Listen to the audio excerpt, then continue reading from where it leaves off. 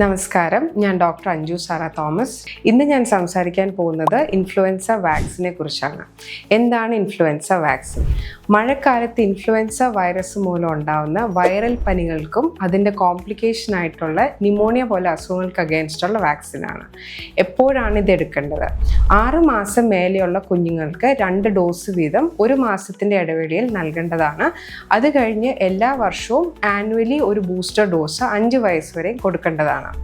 Monsoon കാലം തുടങ്ങുന്നതിന് മുന്നേ, അതായത് ഏപ്രിൽ മെയ് മാസം മുതൽ എടുക്കുമ്പോഴാണ് ഈ വാക്സിൻ ഏറ്റവും എഫക്റ്റീവായിട്ട് വരുന്നത്. എന്താണ് ഈ വാക്സിൻ്റെ സൈഡ് എഫക്ട്സ്? സാധാരണ രീതിയിൽ ഈ വാക്സിന് സൈഡ് എഫക്ട്സ് ഒന്നും കാണാറില്ല.